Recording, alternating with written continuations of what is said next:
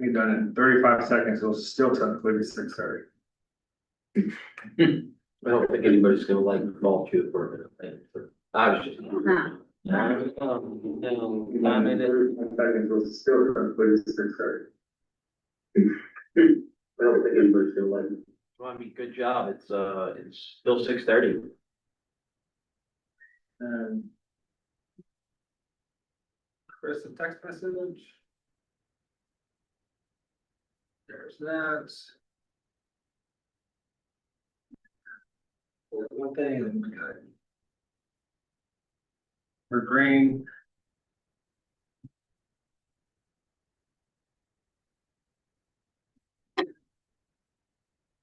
We're done. All right, good. It's 6:31. Call meeting to order 6:31.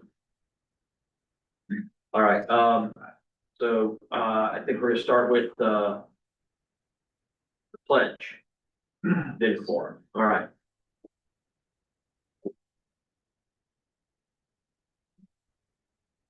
Pledge allegiance to the flag of the United States of America, and to the republic which stands one nation under God, indivisible, with liberty and justice for all.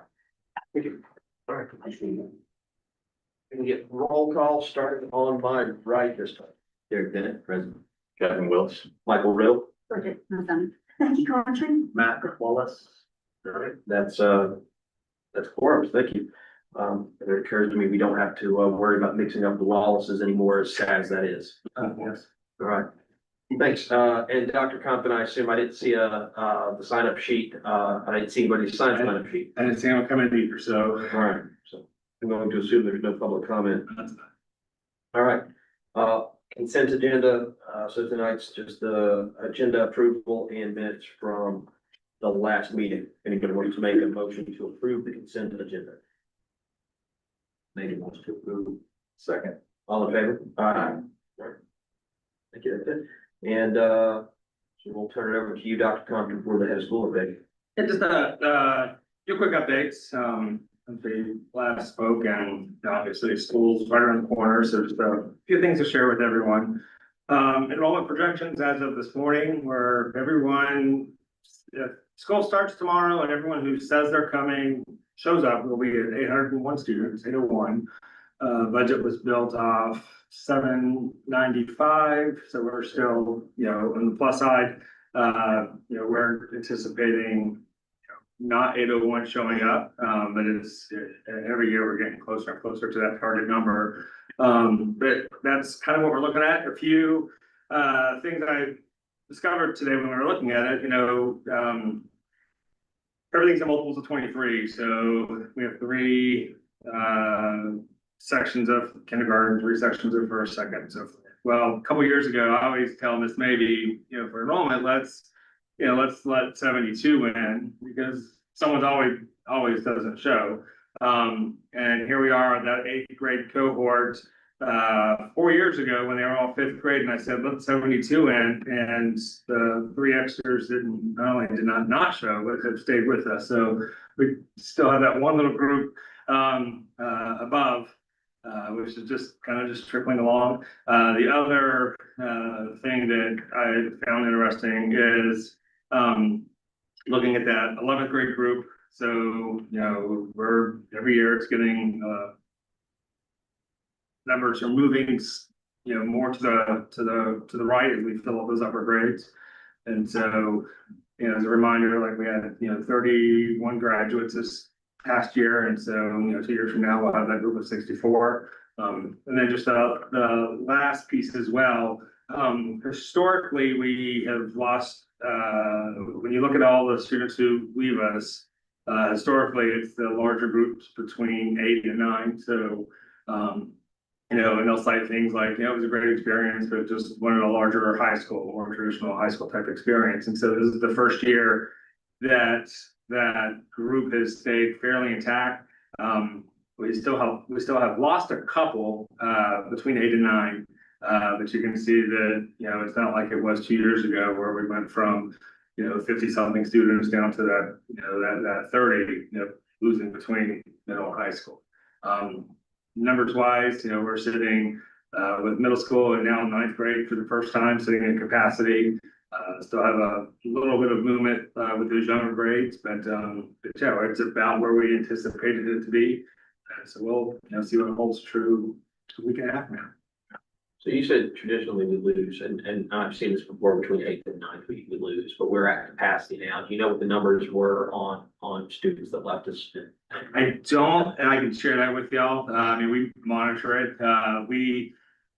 When you look at the exits, we have still lost more to that group. We've picked up more ninth graders as well, but it has been night and day different than it has historically been. I think it's being able to, and I'll get actual numbers and email you tomorrow, but I think it's actually seeing everything put together. Is probably the biggest reason for that impact. Just curiosity. Oh, yeah. I know we carry a wait list for most grades now, so I'm not surprised that we feel like. Just curious. So, we're excited about those numbers and we'll see what holds true a week and a half. A few other updates for everyone. So we have some new hires, and we have some additional new hires that we just don't have photos yet for. We just made an announcement on Facebook, about an hour ago about, Coach Mary Palmer, is going to be our swim coach. She's not teaching, but, will be, coaching for us. We've got a dad of a graduate, Mr. Buffington is coming to be one of our special education TAs. Miss Hillard, who was here 3 years ago, who family moved out of the area. I want to say Arizona, somewhere in that area. Their family's moving back. So Miss Hillard is returning to us. And then we've got a few more that will be joining us, but we've got a good group coming in. We're still sitting at about 94%, 95% in staff retention. And then, one of the other pieces I look at is, when we do lose somebody, where did we lose them to? And, we did not lose anyone to a local district. Anyone that we lost were folks that were, moving out of the area, things that were sort of beyond our control. So again, another good retention year for us. So everyone will get to meet them in 2 weeks, and all week starting. I think we've done one already, and they'll continue. We'll start having profiles going out on Facebook, introducing it. Then they'll all be here on Monday for our new to Riverwalk orientation that we do. Some other kind of I don't want to say key changes or whatnot, but some changes. So, Mr. Glenn, who we've had as a restorative practices facilitator, focusing more on elementary and kind of a split a little bit last year. He will be serving as our student services coordinator. So, serving in a very similar role, kind of as like an assistant administrator to Mrs. McCrae. Big focus will be elementary, but it's someone that's going to help relieve, just some of the day-to-day stuff that Ms. McCrae gets bogged down with. But he'll be focusing on student relationships, and then also with parent relationships as well. So we're excited about him, and also I don't want to say replacing Miss Tillman, because no one can replace her. We said our final goodbyes to her 2 weeks ago. We all took her out to lunch, but Mr. Kyle Cannon is joining us. Mr. Cannon's recent job was at the State Department of Ed as a transformation coach, working with Title I schools or low performing schools. He had several schools in the Columbia area, like C.A. Johnson, that he worked with as a former high school principal. And so we're excited about him. He spent some time here today with us. He, I think, is looking for getting back into kind of a school community, as opposed to being a transformation coach of the State Department, where you're bouncing around between school and school to school. So he'll be a great asset to our middle high school program. Then we'll talk about why some of this in a second, but Ms. Flynn is going to be serving as a federal programs and testing coordinator, and then also picking up school grants as well. So she's one that was going to leave the classroom and just kind of had everything kind of fell in place earlier or last week as we were looking at positions, looking at, we'll talk about the Title I here in a second, but looking at the Title I program.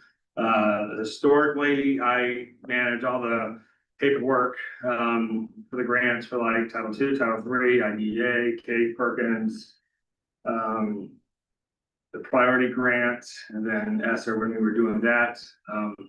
Now that we're being designated a Title I school, which I'm going to talk about in a second, I just didn't have the bandwidth to pick up Title I as well. And so looking at kind of the use of funds and what we can use funds for, this Lynn's going to take all of that, which is going to be phenomenal because, not only does it allow somebody who's constantly thinking about our federal programs and our compliance and all the paperwork that goes along with it, and the application process, but she'll have the time to work directly with our program folks, like in our principals, as we implement whatever the programs are.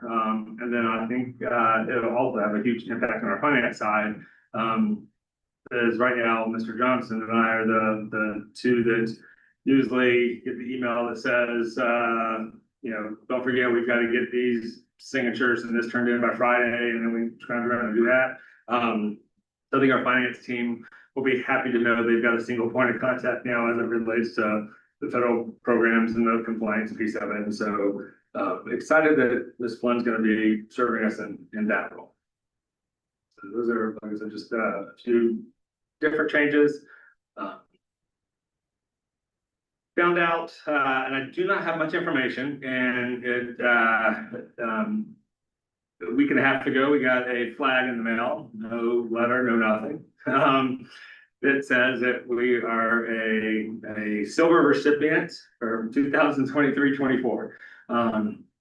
Not 100% sure. I can guess what which grade stands that's for. But again, we've not received any official notice other than we did get a nice flag, and it was actually addressed to the school and the right address. So like, we know it just didn't happen to make it here. But the state, as part of the South Carolina Educational Accountability Act, established gold recipients and silver. So for the first time in school's history, 2 years ago, we were recognized as a silver recipient, and I'm 98% sure it's because we met it for number one, with average academics and excellent student progress, which at that time it was specifically in elementary. So I'm 98% sure that's what it's for. So if we actually receive a letter that explains otherwise, whatnot, we'll let folks know. But it was excited to see that actually kind of acting the banner. We also, about 2 weeks ago, found out that we will be designated a Title I school. And so I'll just tell you really quick. Our pupils of poverty history here. So when I got here, the year before, like in 16, 17, we were like at 19%. At the time, they were doing, pupils of poverty were solely based on free and reduced lunch applications. And when you're a charter school that doesn't have a school lunch program, folks don't necessarily see the benefit in turning in free and reduced lunch applications, since there's not necessarily a benefit to them. So that was 16, 17, 18, 19. We did a big push to get those forms turned in. At the time, I thought it was 35%. So 35% and higher would make you Title I eligible.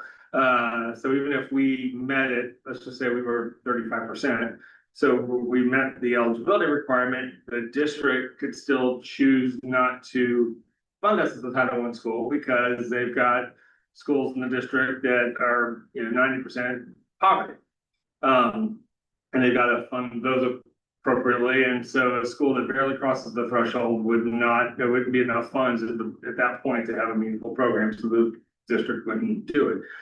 For several years, I've been saying, anyway, let's go back to that real quick. So, that year we push, we crossed the 35% number. We worked hard that week before in that first week of school to cross over. Called the district, I was so excited that we made it. And the district said the federal government changed it to 40% the year before. So all that worked for nothing.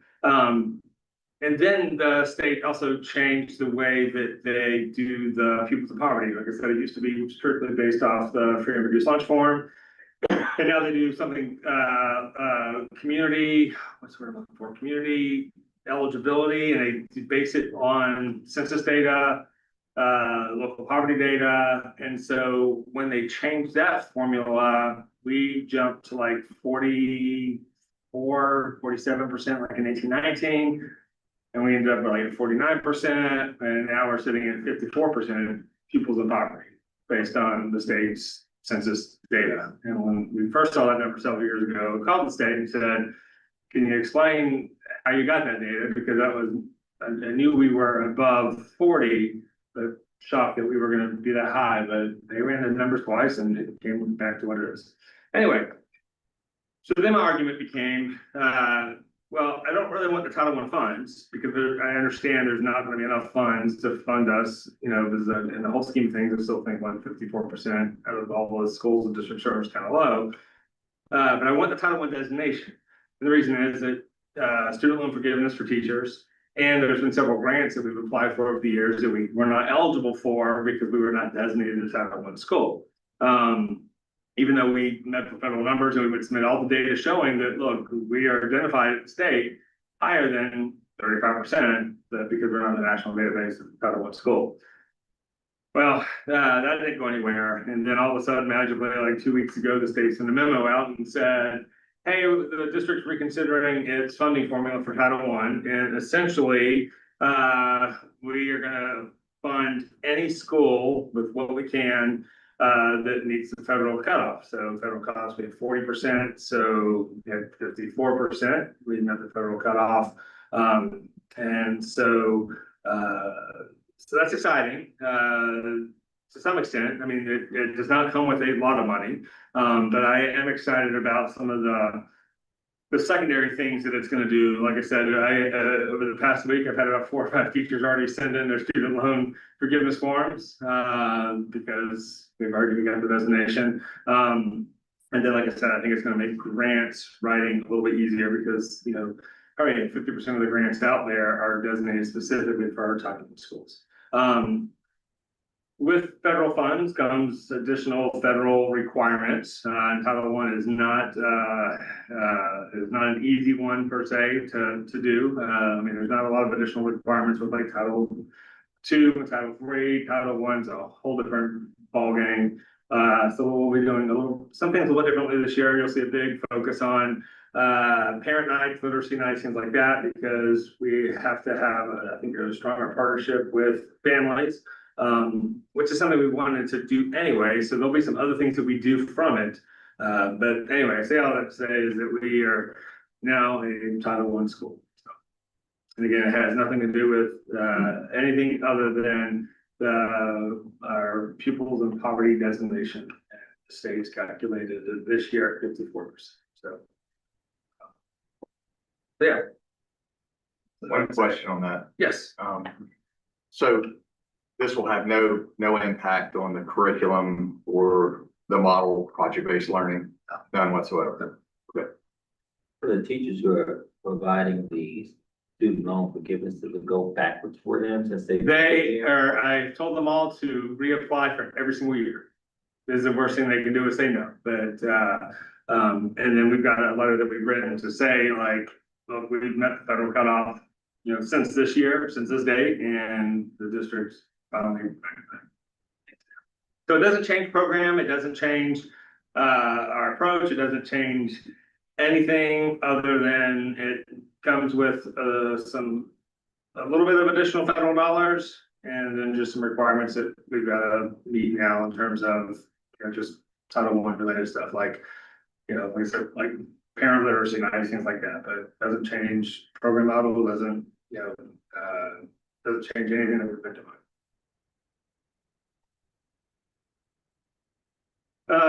Few other, I think, 2 more updates for y'all and then done. So, construction update. We've been sitting at like 99% done for 4 months now. So where we are sitting, you've got several little projects left. I mean, the building's done with the exception of, sound baffling panels that were ordered like 3 months ago that are supposed to be down here the first week of August. Could not come at a worse time, because that's a big piece of equipment going into the multi-purpose room to hang on, but it is what it is. So besides that, most everything within the building is what it is done. The 2 big projects remaining are the turn lane on Hands Mill, or from Hands Mill into the back road. It's now paved. They've put this is Mike, if I'm gonna ruin all these words and just go with it, but like all the crush runs down, and the first layer is done, and the second layer is done, and tomorrow will be the final layer. So tomorrow, at this time, it will be a finished paved road all the way through. It's paved now, but it just doesn't have the top layer, whatever the top layer is. The second big project left is a turn lane at the red light. There has been, the holdout, and that's been a resident who owns a sliver of land, and they've gotten all that worked out. And then they found out the pole that they're gonna have to install is going to have to go, the guide wire is gonna have to go like 19 inches back onto her property. And they're gonna have to put like a 2-foot piece of concrete down for the anchor to go into, and so how they're dealing with that. All that's out of our control. That's between DOT and them, and the same thing with that turn lane. Those are the 2 things left. From what I've understood, once the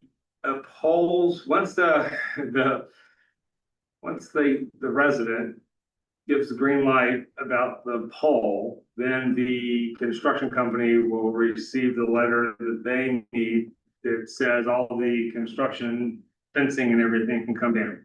They can't do that until that point. They wrote a letter today asking the permitting folks to say, look, everything on the campus, well, starting tomorrow, will be done.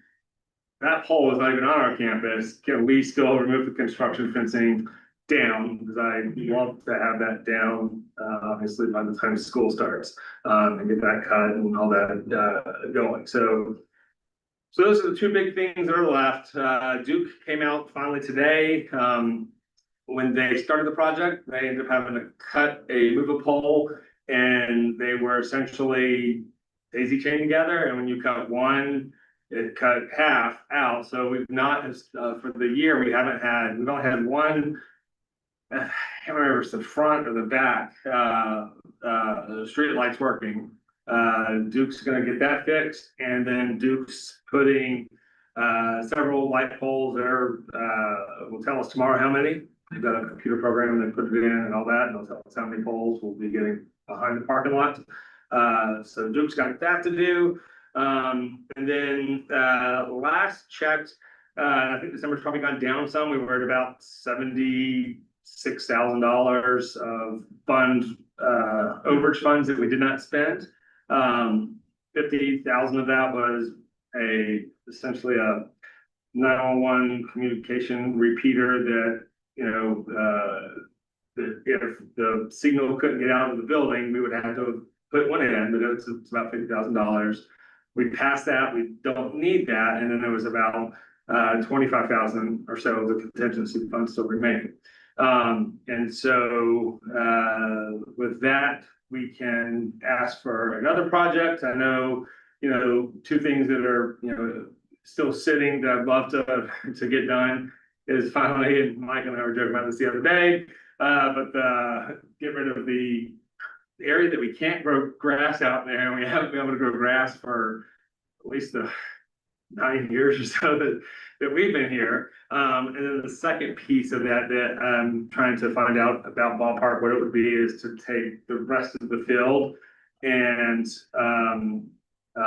grade it, so then we can start having an actual field where kids can go, that would then sets the, you know, the stage for our little athletic field and we're not out there. I mean, the field looks usable. I mean, the area where the mods are definitely are now. The rest of the field, once it gets cut, looks usable, but once you're out there, you realize it's still got some heavy roots and things that, you know, that make it unsafe for kids to go, you know, like kickball. The ball gonna be rolling straight up there. So anyway, so I'm hoping in about a week or so to know exactly where we're sitting and then, you know, bring back to y'all, hey, here are some of the options that we've got, what we want to do with it, and then do that stuff. That's kind of where we're sitting with construction. I learned a new skill last week, map making. So I drew a map and shared it with, I think it's on our website now, but as we start getting folks acclimated to coming back and using and how to access the middle high school building, how do we access the, you know, the elementary, how to drop off, all that's going to go. That information we share with families, but now that we kind of have a map that we can use as our base for everything. So that's where we're at with construction. And then I think my last update for everyone is just, you know, this is right around the corner. So we are stuffing envelopes on the 17th, on Thursday here. Everything will be put in the mail. We're going to start the 17th. All the letters will get mailed home on the 19th. We have new teachers returning on the 21st, next Monday, for kind of orientation that we do. All the teachers will be back on that Wednesday. The following Monday, all of our staff will be back. That Tuesday will be Meet the Teacher Night. And this year we're not doing it as part of a bash. We were a little concerned about parking, having everyone back and how that was going to work out. And so kind of talking with PTO, I think PTO is going to be looking at having a fall bash a little bit separate, but not on that first night. Just it's going to be, I think, hectic enough trying to manage just meet the teacher piece of it. Thursday's first day of school. Our school before and after school program will start on that following Monday. And then middle school will have a specific open house. We've got that date already set. And so everything literally gears up next week. I think that's all of the updates. All right, anybody have any other questions for Dr. Compton? Any more information you wanted to hear from? That's cool. We do have on our website, the main page, there's a back to school tab that you can click and it has every info that we would normally share is all in one location. And so we'll share that again. I mean, it's on the website now. We shared it last week. We'll do a newsletter this Sunday and we'll remind everyone to keep checking it out. All right. Thank you, Dr. Compton. So, next on the agenda is board election position. So I sent an email to the board last week. I can't remember. And I sent an email out to the board with this information, asking people to think about the offices, the elected positions on the board: chair, vice chair, secretary, and treasurer.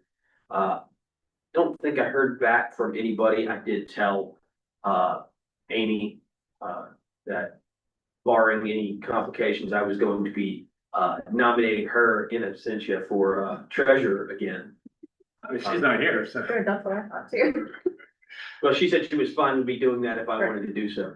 But I did want to bring this up so that I think technically we're out of board chair right now. I'm just acting as board chair since we're coming out of that session into this one. So I felt like if for no other reason than to at least start talking about this and get this potentially out of the way, that we should definitely have this meeting tonight. So that being said, I don't know if anybody, I didn't see a whole lot of response or a lot of chatter from the email, so I don't know if folks have had a chance to look at this, consider they would put their name in the hat for any of these positions. If you haven't read it, thank you, Dr. Compton, for putting that up there. I want you to have a minute to read through that. Any questions?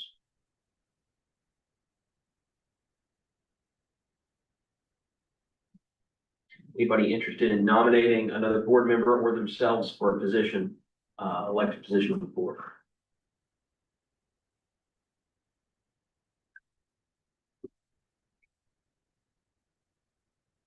You need me to still be the secretary? I mean, I'm giving you. Yeah, yes, I can still be the secretary, that's fine. So, having heard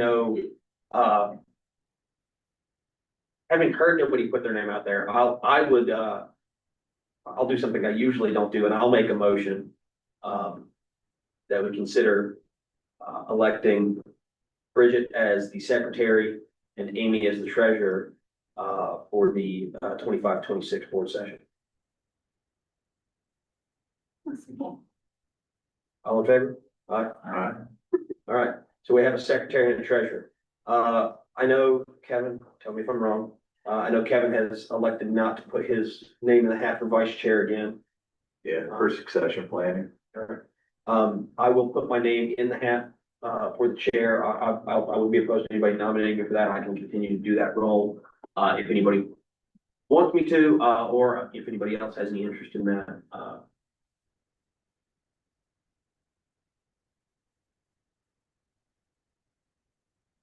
Well, I'm relatively new, but I'll do the vice chair. That's all right. Does anybody want to make a motion on any of that, or does anybody have any, I don't know, Matt, do you have any interest in serving in either the chair or vice chair role? I was kind of thinking along those lines, but maybe taking a beat for not this year, but maybe in a subsequent year. Taking a leadership role. So, I nominate Matt for vice chair. okay. I'm sorry. I see real. Alright, so I'll make a motion that Mike your chair and then Matt is vice chair. Second. All in favor? Aye. Aye. All right. Dr. Bennett, that was smooth. That was Right. clear. But you see, I'm still learning. I'm still learning. so, well, I wouldn't be effective. no, so I think that was pretty good though, because then that way, when I decide to ride off in the sunset after this session, you've already set yourself up with that expectation that Matt's gonna be able to tap you. So, no, that's good. That's good succession planning. All right. That came together very organically with a lot less fuss and discussion than we've had in previous years. So, no, that was good, and I appreciate, Dr. Bennett and Mr. Walls for stepping up and offering to take roles of leadership. I do appreciate that. Bridget and Amy both for continuing to serve in those roles, so I appreciate that, and I appreciate everybody's trust in me. So thank you. All right, so that's board elected positions. Next on the agenda is head of school evaluation tool. So I spent like 20 minutes looking for a fun graphic. It's this arrow. Nothing. And the arrow, That's a cursor. yeah, nothing. Nothing. All right, well, that's fair, okay. I don't know that we have to spend a whole lot of time on this one. I think we talked about it, in our last meeting. I just want to make sure that we have a plan going forward, because we do expect to start using this in August. I know we had, at our last meeting, I believe, we had, and just for everybody's awareness, we did execute on the head of school contract on that Fourth Amendment. So Dr. Compton, we have Dr. Compton serving us until June of 2030, I believe, as the contract stands now. So congratulations, Dr. Compton. Was there gonna be like a press release or something on that? I didn't get picked up. Oh, It's fine. that's fair. Okay. I'd still like to see what you put down on paper. That'd be great. That's all right. So yeah, I just want to make sure we got that out there, because we did execute on the contract. And I know we had said that this was a key component of that, and we start using this next month. So I know we've, I think in principle adopted this and said, hey, these are the things that we're gonna be doing starting in August with protection and safety of all staff and students.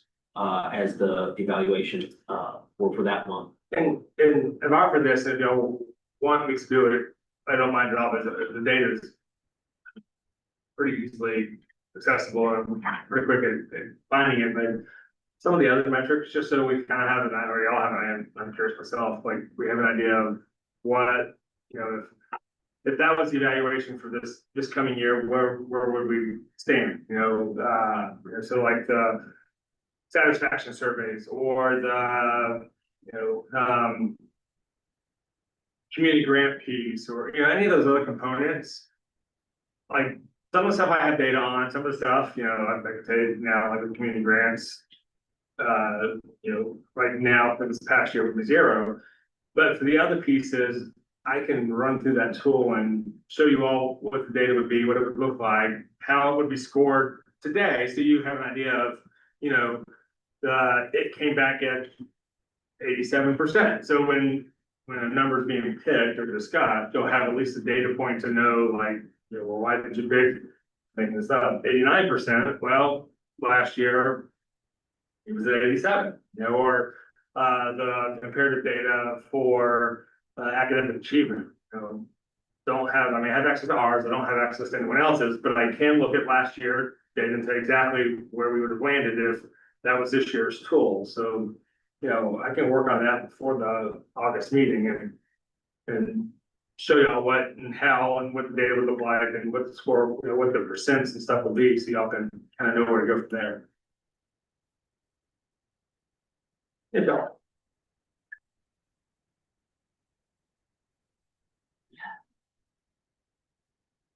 Anybody have any comments or thoughts on that? I would like to see that. I don't know about everybody else, but I would like to see that for August, and I think probably in that board meeting, then be able to set up what the goal would be. Yeah, I wouldn't, yeah, if we can get that a week or so before the next meeting, so we can start looking at that, and maybe the boards. And I'll also share with y'all, some of it ties directly to like our charter goals. So one of the things when we wrote the goals was, you know, not that we're gonna outperform Rock Hill 3, but you know, we've got students more than just Rock Hill 3. So we're gonna have a composite of, you know, the districts that they come from. So, you know, and so it's not comparing apples to oranges. The list is a little bit more cut in. If I want students that are coming in from higher performing districts to also be pushed, and I want, you know, and so anyway, so I can share with you how we ran that. So I'll use last year's publicly available numbers and show you how all that plays out and what the breakdown of percents are and where the percents are coming from.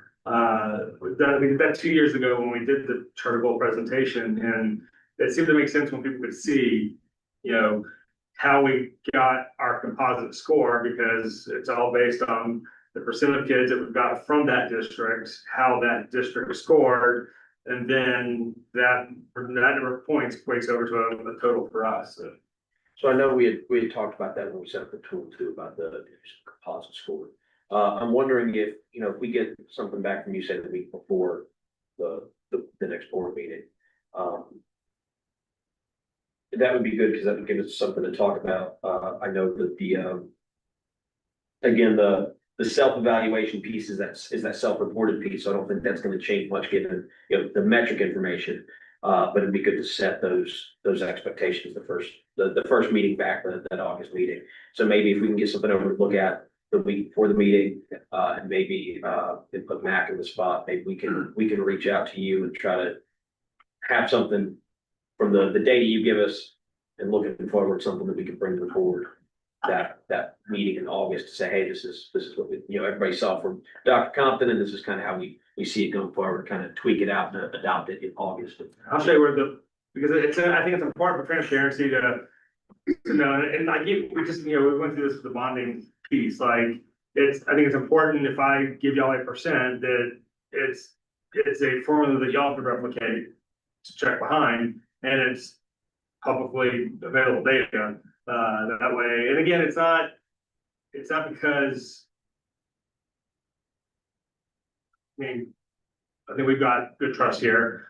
but it's also in the future. So, so if the next person comes in, it's got that same metric in there. And so you'll, everything can be very transparent in terms of where the data came from. Because it would be data you all will be able to see as well, and then have the formula and all that. So, I've got to do it anyway for our annual report. So, I get that knocked out in August. Yeah, you can, so August 12th, 13th, that's about a week before the meeting on the 19th, that'd be the time. Anybody else have anything, comment or discussion on the head of school evaluation?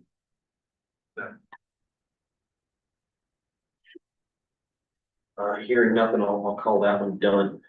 So board chair update, I did have a graph. you always do. Appreciate that.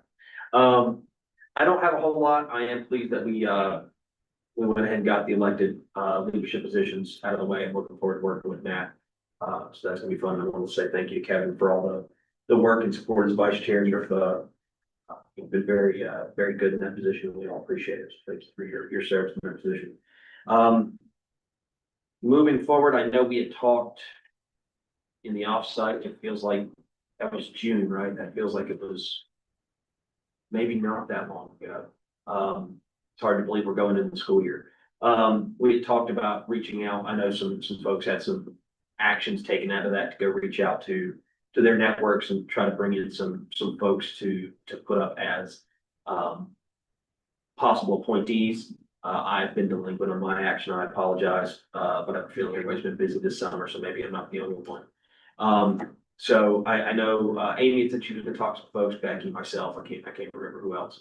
But if we can, I'd like to see if we can get a couple of folks to consider before the next board meeting. It'd be real nice to be able to go into the school year with a full board. So, How many positions do two. Yeah. Yes, two, because Amy is the only one that's not here. And I believe Mac and Dr. Bennett are both in the second year of a 2-year appointment, so. And I think that was all I really had. I appreciate everybody showing up. I know summer's a busy time, and this is one of those odd meetings. I don't think we always do June or July sometimes, and sometimes we skip this one, but I'm glad we did for this week. So I appreciate everybody's time. And with that, nobody else has any other pressing issues. Next meeting is August 19th, and we just need a motion to adjourn. Make a motion to adjourn. Second. All in favor? Aye. I appreciate it, everybody. And I actually think, Dr. Compton, that might be record time of board meeting. Very efficient. Yeah, that was. Well, I